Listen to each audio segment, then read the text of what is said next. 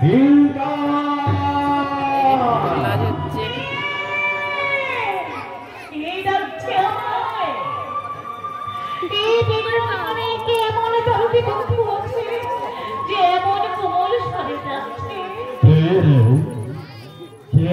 বন আলো করে বসে আছে মনের সুস্থতর তারপর এমন মঞ্জুরিত হয়ে উঠল তমসার খুলে খুলে কেয়ালি যৌবনের জোয়ার বসিয়ে দিলে।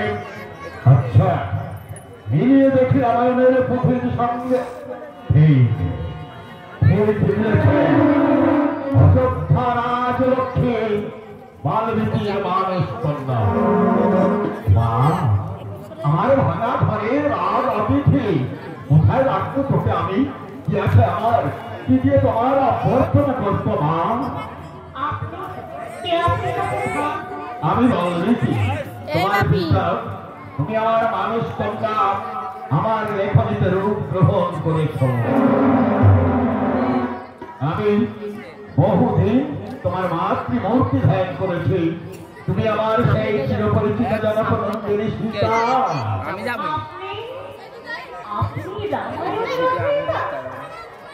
আপনার মুখে লেখনীতে সীতা আজ নির্বাচিত।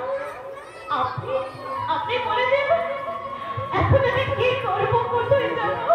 আমার কুটিরে রামচন্দ্র ভগবান দিনজনে তার অসীম করিলেন, তাই তো তিনি তোমাকে বাল্মীকির তপবনে নির্বাসন দিয়েছেন।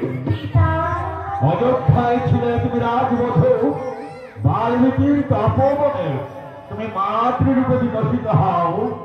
রাম তোমায় ওই সঞ্চে রানী করেছিল, আমি তোমায় দারিদ্র রানী করব।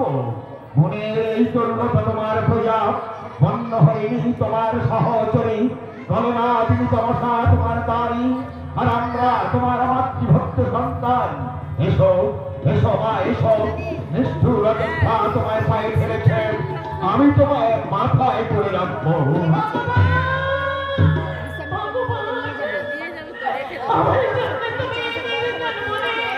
এমন সুন্দর সুখের সংসার সাজিয়ে রাখছ, কিন্তু না না না না না, আমি যাবো না মহর্ষি, শোক আমার চেনে নাই।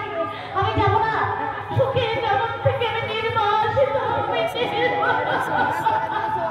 অভিমান করে সন্তানের ঘরে যাবি নে মা।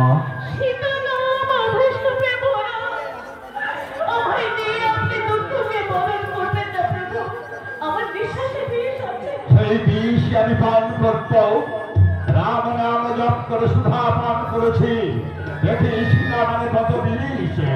এসো এসো মা এসো, আমার ঘরে অসংখ্য মাতৃহীন শিশু, তারা স্নেহের বড় কাল, তুমি তাদের মা হবে। এসো।